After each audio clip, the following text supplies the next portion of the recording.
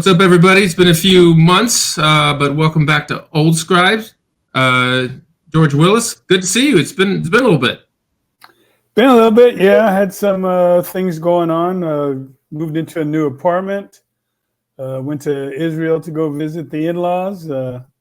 But back just in time for the start of the NFL season and a little bit of boxing going on. So thought we'd get together for a little bit and talk about the big fight and see what's next.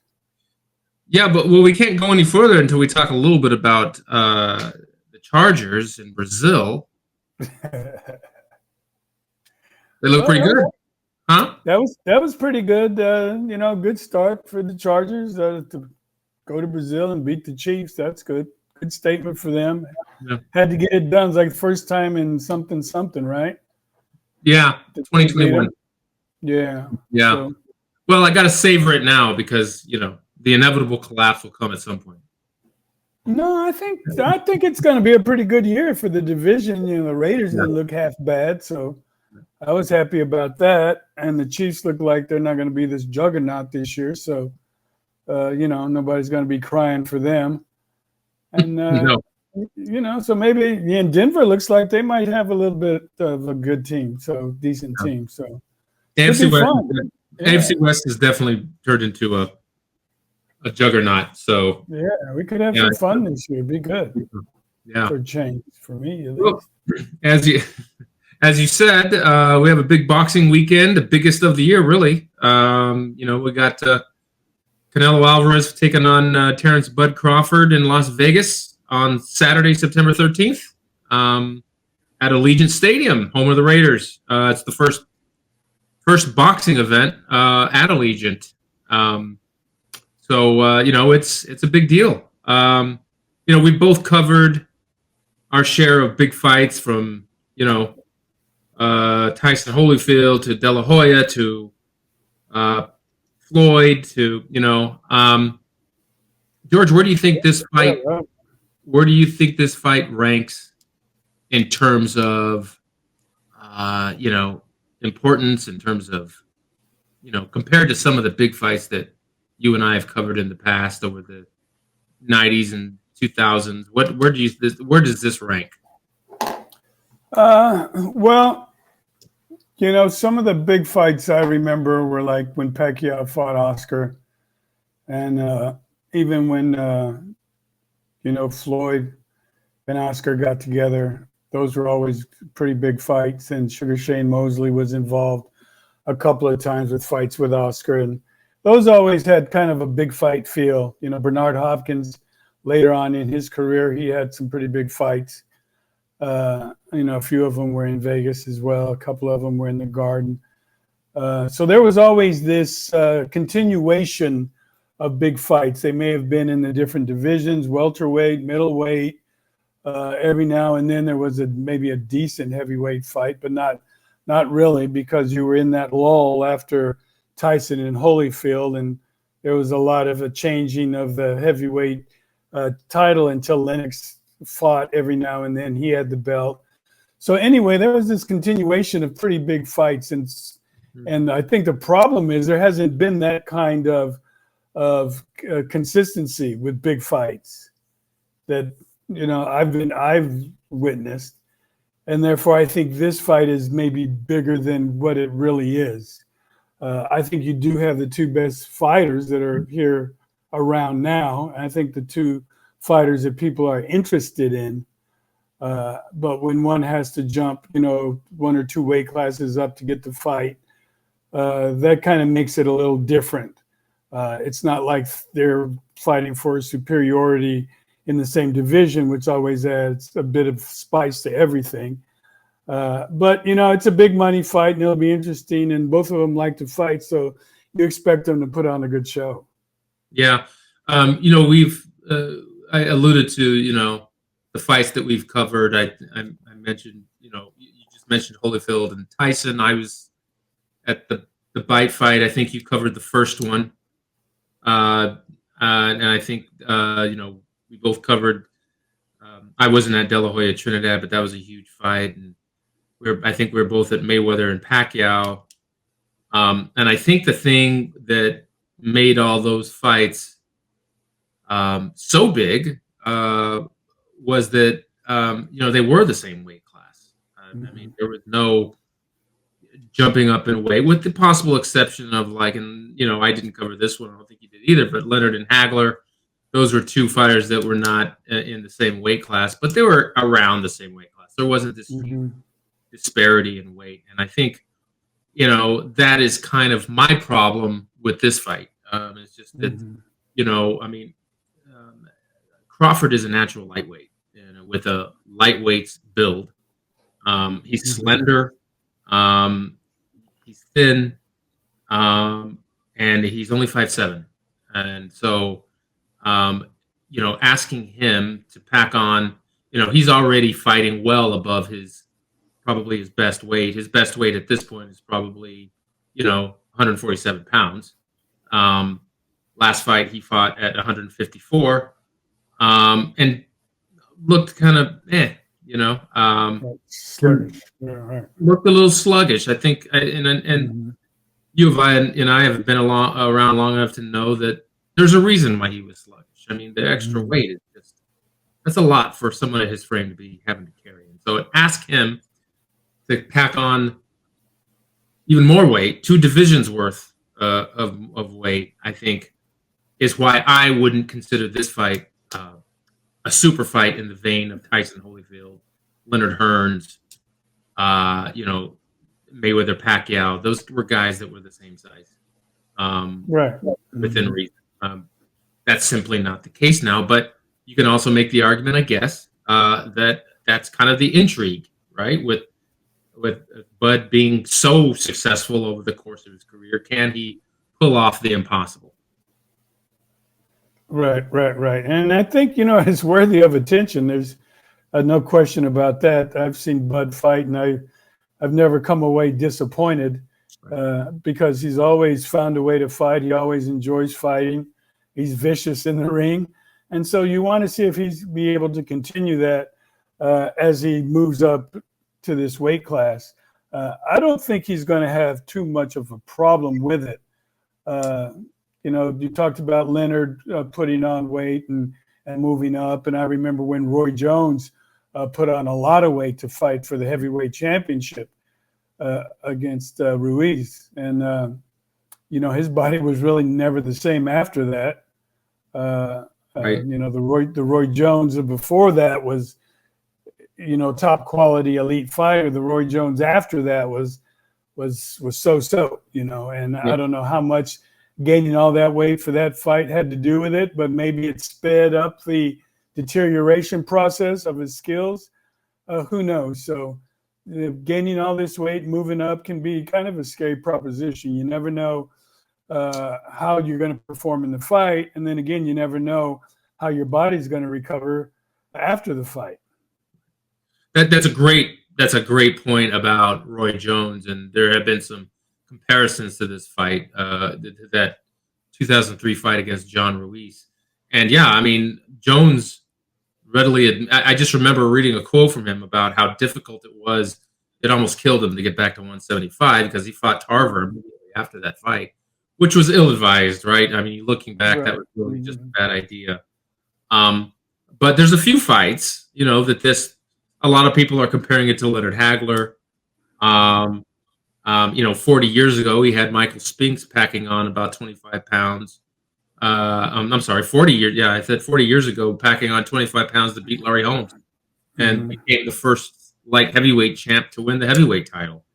And he did it with speed. He did it with movement. He did it with, boxing skills, which is precisely what Terrence is going to have to be using against Canelo. He can't stand in front of him for too long. He's going to have to be moving, and he's going to have to be smart. And another fight that I think that probably it's comparable to is Duran and Hagler. This is back when Hagler was in his prime, and Duran was moving up, who was also a lightweight at one time. And everybody thought that was something that wasn't possible, but Duran was smart, and he made Hagler miss, but he kind of put together a good combination of boxing and punching and came within, a couple rounds of scoring a big upset. Mhm. That's Roberto Duran. He's one of the greatest fighters that ever lived. Right. If Crawford can put on that kind of performance, well, then there's not going to be any doubt that he's up there among the greats. Yeah, I think that's probably, from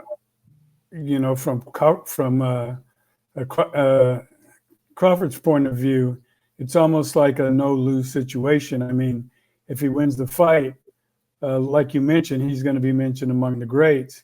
If he loses the fight, well, he moved up in weight and he took the challenge and yada, yada, yada. So he'll still be a marketable guy.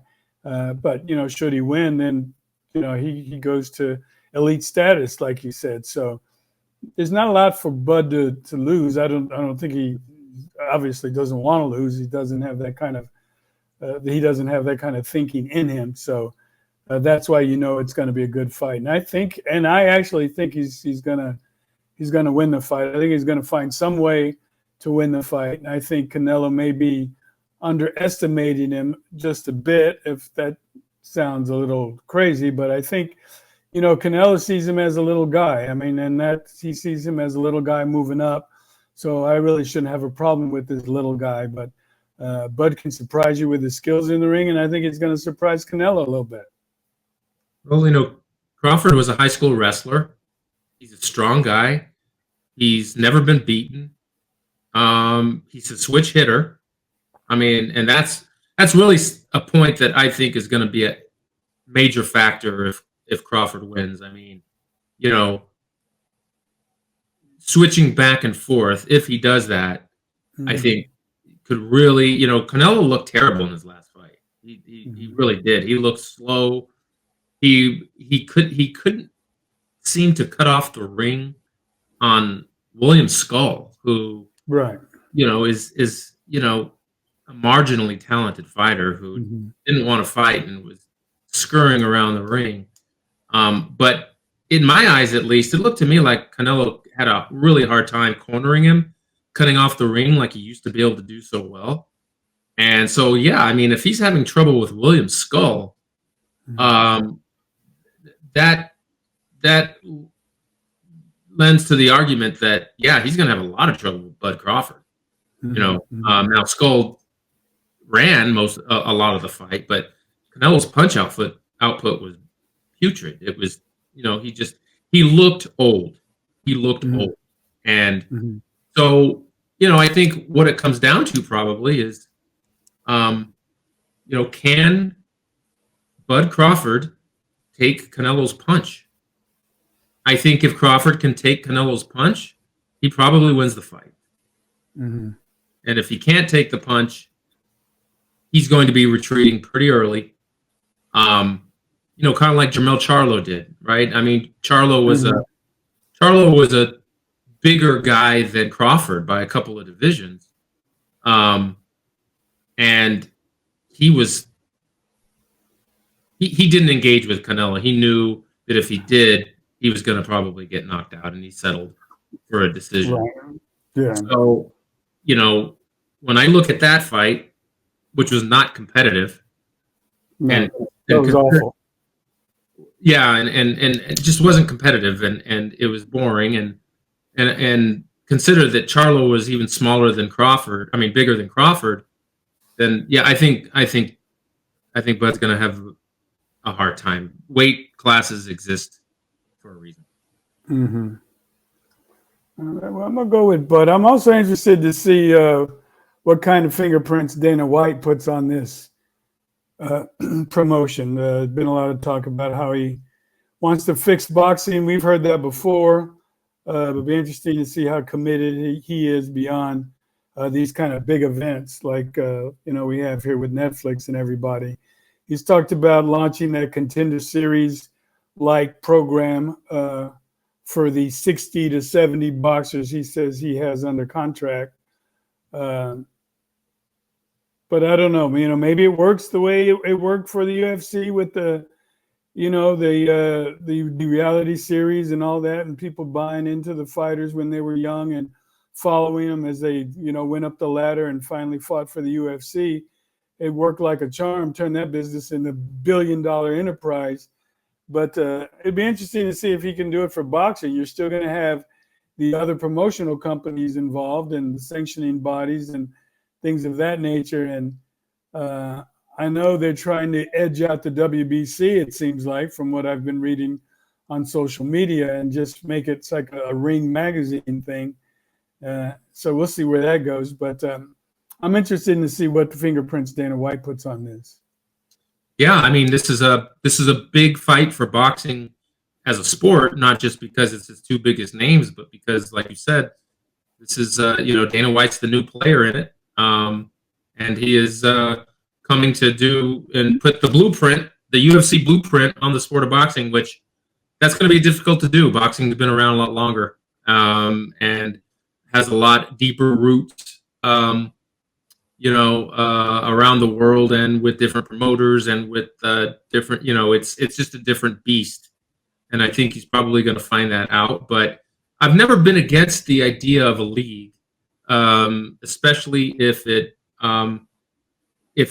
gets these guys to be on some sort of schedule and to perform in some sort of consistent way. It's not a bad thing to do that. But putting it into practice is going to be the problem. Is going to be the issue. This is not UFC. UFC is 5 rounds. The fights don't last as long. And maybe I don't know much about UFC, but it seems like maybe you could schedule fights quicker, depending on injury and everything, than you can a 12-round fight. It just seems like schedule-wise, it would present itself more of a problem. But the idea that there's no more sanctioning bodies has got me really excited. I've always been of the opinion that those, they're self-serving, and they're corrupt, and they're not really doing anything but collecting fees from fighters. So anything that gets rid of them, I'm all for. You're down for. I'm down. How are you down for the Mike Tyson Floyd Mayweather match that's coming up here later this fall? Are you excited about that confrontation? You'd see the excitement meter for me on that fight is probably like in the negatives. That's what are we doing, right? That's the what are we doing fight, right? The absurdity keeps getting greater and greater. I think I read today that it was going to be an exhibition. There's not going to be judges. So, I guess it's going to be more like the Shaq Oscar fight. Remember that? No. Yeah, it was an exhibition. You should look it up. It's interesting to look at. But that was for charity. Yeah. This is something that's being marketed as a Jake Paul fight. That's different than a charity event. So, I don't get it. It kind of seems like people are just getting names and putting them together, regardless of weight class. And Crawford and Canelo is that's the same thing, but not to that degree. But it's basically the two biggest names in the sport. Hey, why not? Let's put them together and let's see what happens.